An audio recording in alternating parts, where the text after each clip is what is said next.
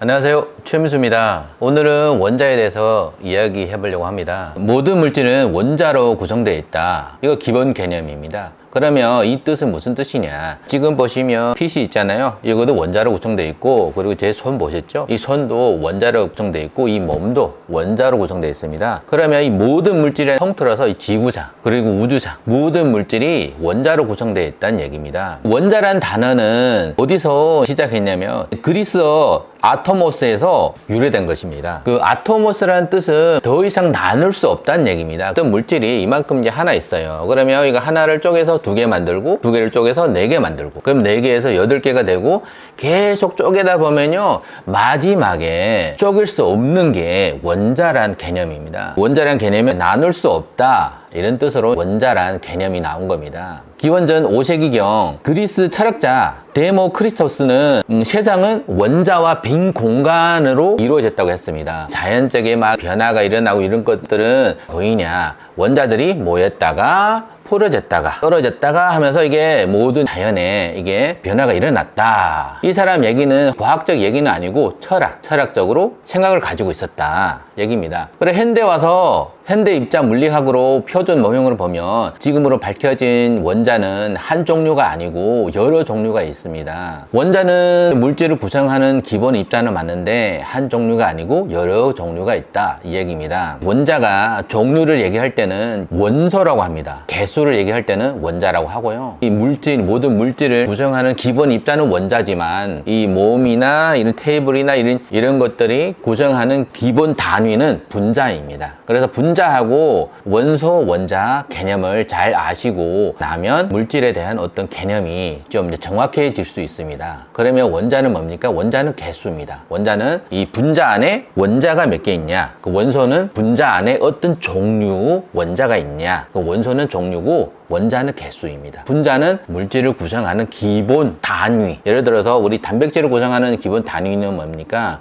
아미노산이지 않습니까? 그러면 우리 단백질을 구성하는 기본 단위는 아미노산. 그럼 아미노산은 원자로 구성되어 있지 않습니까? 그러면 이 안에 있는 원자들 종류를 얘기할 때 예를 들어서 아미노산은 탄소, 질소, 그리고 산소 이렇게 구성되어 있는데 종류를 얘기할 때는 원소, 그리고 이 안에 있는 구성하는 원자가 몇 개냐 할 때는 원자는 개수입니다. 원자 모형이 옛날부터 현대까지 쭉 왔는데 그 모형은 계속 달라지고 있습니다. 이 원자 모형은 과학 지식이 점점 발달하면서 모형도 계속 새롭게 만들어지는 겁니다. 원자 모형이 어떻게 변천해 왔는지 좀 알아보겠습니다. 첫 번째 돌턴이라는 사람입니다. 1803년에 돌턴이라는 사람이 더 이상 쪼개지지 않은 원자 모형이 더 이상 쪼개지지 않은 어떤 공 모양으로 하셨습니다. 원자 그 명칭의 유래는 거기는 철학적인 얘기고 이 사람은 뭐야? 과학적으로 진짜 원자가 이렇게 존재한다. 원자 모형을 만든 사람입니다. 이 원자 실제로 존재하고 화학 법칙까지 원자에 넣어서 해온 사람입니다. 최초로 원자 모형을 만든 사람은 돌턴입니다. 이게 세상을 구성하는 원자 모형은 그냥 쪼개지 않은 어떤 공 모양. 그리고 돌턴 분이 원자 모형을 최초로 만들고 다시 톰슨이라는 사람이 다시 원자 모형을 이 돌턴 원자 모형을 뭐예요? 다시 부정하고 새로운 원자 모형을 만들었습니다. 그 두 번째 전자 모형은 톰슨이 만든 겁니다. 이분은 돌턴 원자 모형을 부정하고 원자는 더 이상 쪼개지지 않은 물질이 아니고 쪼개질 수 있다.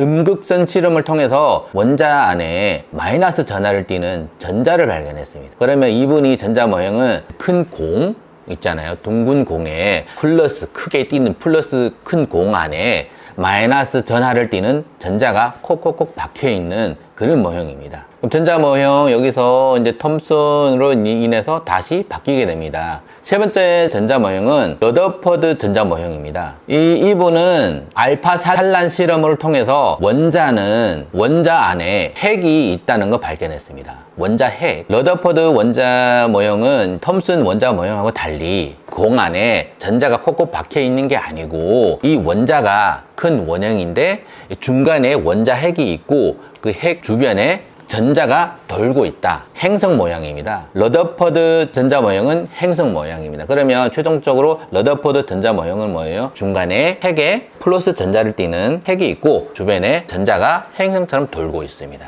그러면 이 사람은 세 번째로 이제 전자 모형 만든 사람인데, 그리고 이제 이어서 네 번째 모형을 만든 과학자가 보어입니다. 러더퍼드 전자 모형을 다시 실험으로 통해서 다시 수정하게 됩니다. 러더퍼드 전자 모형은 여기에 해결할 수 없는 일이 있습니다. 해결 안 되는 어떤 개념이 있습니다. 이게 플러스 전하를 띠는 핵하고 이 마이너스 띠는 전자가 플러스 띠는 핵 주변에 돌고 있으면 플러스하고 마이너스가 힘이 서로 막 당기는 힘이 있어서 이 전자가 마이너스 전자가 언젠가는 계속 돌다가 핵하고 부딪히게 됩니다. 그러면 이 핵하고 부딪히게 되면 어떻게 됩니까? 원자는 없어지는 거지 않습니까? 그래서 이거를 해결하기 위해서 다시 보어란 과학자가 실험을 통해서 이걸 다시 수정하게 됩니다. 보어 전자 모형은 어떤 모형이냐? 중간에 플러스 전하를 띠는 원자 핵 주변에 전자가 돌고 있는데 일정한 퀴도가 있다. 퀴도는 뭐예요? 이 전자가 절대 퀴도를 벗어나지 않아요. 지금 얘기하면 전자 껍질인데, 그럼 전자 껍질에서만 도는 겁니다. 전자 껍질이 하나, 두 개, 세 개, 네 개 있는데 전자들이 이동할 때는 그냥 순서대로 이렇게 쭉 연속해서 이동하는 게 아니고요. 전자 껍질에서 첫 번째에서 두 번째로 픽 뛸 수도 있고 그냥 왔다 갔다 순간적으로 막 이동하는 겁니다. 그래서 이분이 만든 전자 모형은 원자 핵이 중간에 있고 원자 핵 주변에 전자 껍질이 있다. 이런 모형입니다. 지금까지도 이 보어 원자 모형은 과학책에 많이 사용되고 있습니다. 현대 와서 전자 모형은 어떤 모형입니까?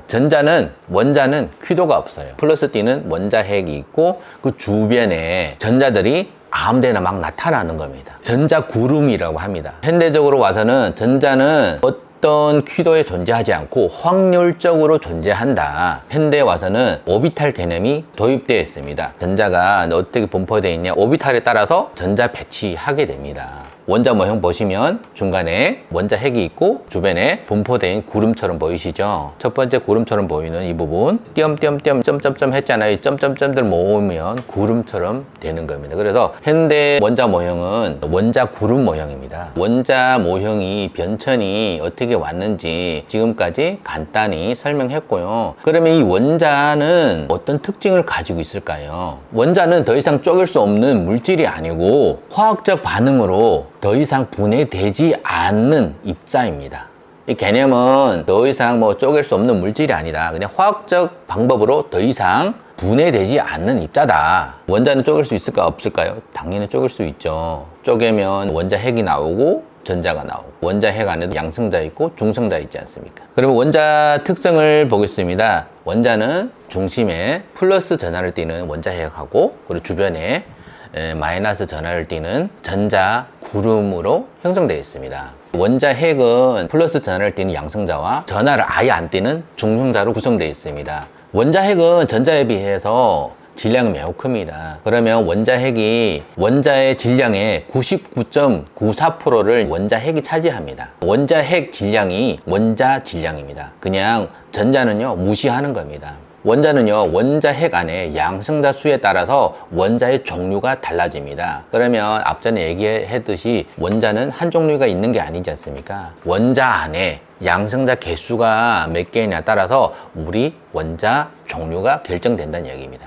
그러면 이 양성자 수가 원자 종류를 결정하는데 동위원소란 이런 개념이 있습니다. 동위원소는 뭐냐? 이 원자 안에 양성자 개수는 똑같아요. 근데 다른 게 뭐냐면 중성자가 달라요. 전하를 안 띠는 중성자들이 달라요. 예를 들어서 이제 수소를 얘기하겠습니다. 수소는 원자 핵 안에 양성자 하나, 정상 수소 원자 핵에 플러스 띠는 양성자하고 중성자 하나. 두 번째, 세 번째는 뭐예요? 수소 안에 양성자 하나인데 원자 핵 안에 중성자가 두 개 있는 상태. 그러면 각각 얘네들의 이름이 어떻게 돼 있냐? 이 수소가 원자 핵 안에 양성자가 하나 있을 때 수소 이름은 경수소. 그러면 동위 원소를 얘기했을 때 이 수소가 이 원자 핵 안에 양성자가 하나 있을 때는 경수소, 그리고 플러스 띠는 양성자하고 중성자가 한 개 있었을 때는 중수소. 세 번째는 양성자 개수가 하나, 중성자가 두 개 있을 때 삼중수소. 그럼 얘네들은 양성자 수가 같지 않습니까? 다 수소예요. 근데 얘네들은 뭐예요? 서로 이름이 다릅니다. 질량이 달라요. 그럼 질량 다르다는 얘기는 뭡니까? 여기 중성자가 다르다는 얘기입니다. 그러면 여기서 우리가 다시 앞전에 얘기했던 거 원자의 질량은 바로 원자핵에서 나온 겁니다. 그럼 원자핵은 양성자하고 중성자로 구성되어 있지 않습니까? 그러면 여기서 양성자 수는 같는데 중성자가 달라요. 그래서 질량이 다르고 동위원소는 양성자는 같지만 중성자가 다르다는 얘기입니다. 중성자 개수가 다릅니다. 동위원소, 소위 아는 원소 알고 가는 게 좋습니다. 원자 크기는요, 일반적으로 100피코미터입니다. 눈으로 볼 수 있는 가시광선보다 더 작은 파장입니다. 일반적인 현미경으로 볼 수 없고 특수한 어떤 거로 이제 볼 수 있는 겁니다. 원자는 크기는 100피코미터, 우리 가시광선보다 더 작아서 눈에 보이지 않는다. 여기 원자를 구성하는 원자핵 안에 양성자 실제 질량수는요 1.673 곱하기 10의 마이너스 24승, 그리고 중성자 실제 질량은요 1.675 곱하기 10의 마이너스 24승.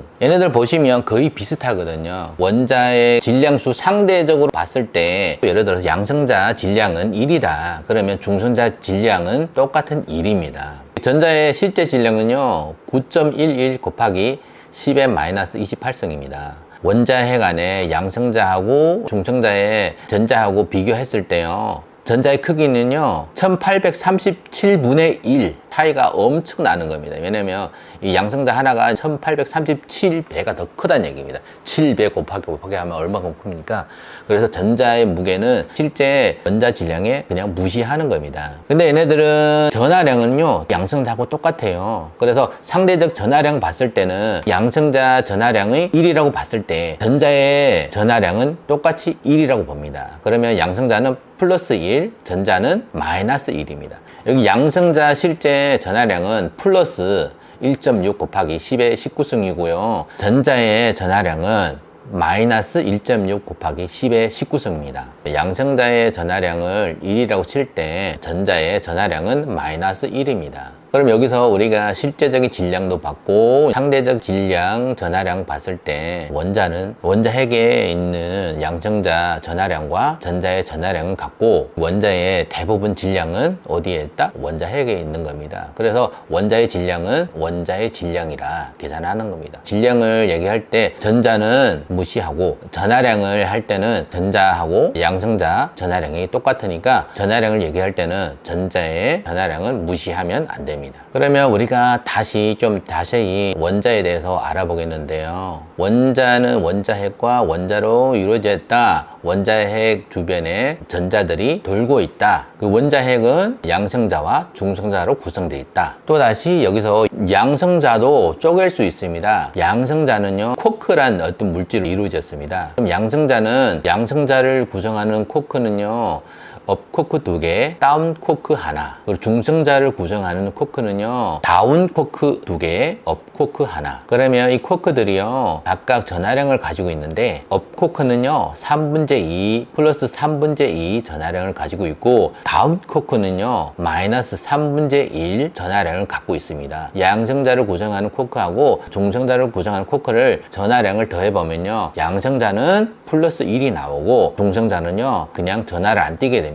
그냥 0은 빵으로 나오거든요. 원자핵 안에 구성하는 양성자는 플러스 1 전하량을 띄고 중성자는 전하를 안 띈다. 이렇게 이해하시면 됩니다. 원자의 종류에는 어떤 관계가 있습니까? 바로 이 원자핵 안에 양성자 개수가 원자 종류를 결정합니다. 이 원자핵 안에 플러스 전하를 띠는 양성자 하나가 있을 때 수소는 뭐예요? 반대로 플러스 전하를 띠는 양성자 하나를 가지고 있는 원자는 수소다. 플러스 전하를 띠는 양성자 2개, 중성자 2개. 그러면 얘 이름은 뭘까요? 얘 똑같은 원자인데 이름이 달라집니다. 그러면 얘는 헬륨. 수소는 이제 양성자가 하나 띠니까 우리 주기율표에서 1번. 헬륨은 양성자가 2개 가지고 있으니까 우리 주기율표에서 번호는 2번. 그리고 여기서 우리 양성자 3개를 가지고 중성자도 3개 가지고 있는 원자가 있습니다. 그럼 얘 이름은 리튬. 그럼 원자 번호는 3번. 원자는 이 원자핵 안의 양성자 개수에 따라서 우리는 원자 종류가 달라진다. 원자핵 안에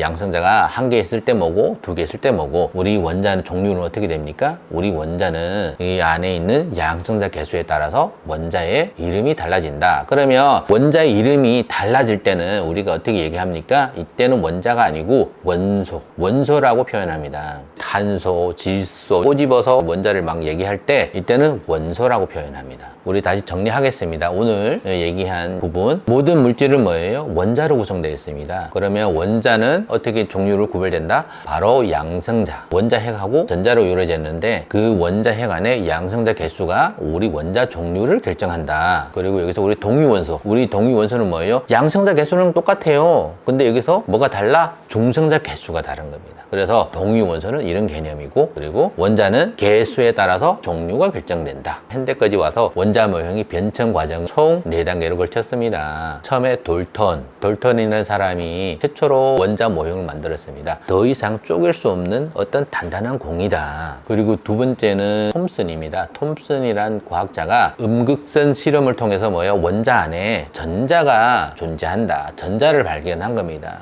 톰슨 과학자 뒤에 러더퍼드, 이분은 알파산란 실험을 통해서 원자 안에 원자핵이 존재한다. 이분은 원자핵을 발견한 과학자입니다. 네 번째는 보어란 과학자. 보어란 과학자는 전자 껍질, 원자의 핵 주변에 전자들은 껍질에서만 존재한다. 더 이상 껍질을 이탈 안 하는 겁니다. 그럼 이 껍질에서 이 껍질 이동할 때는 보는 연속적으로 이동을 안 하고, 예를 들어서 우리가 손 여기에서 이쪽으로 이동하려면 우리가 이렇게 연속적으로 이동해 이쪽으로 오지 않습니까? 근데 이번 이론은 뭐예요? 전자가 여기 있다가 갑자기 뿅! 여기 오는 겁니다.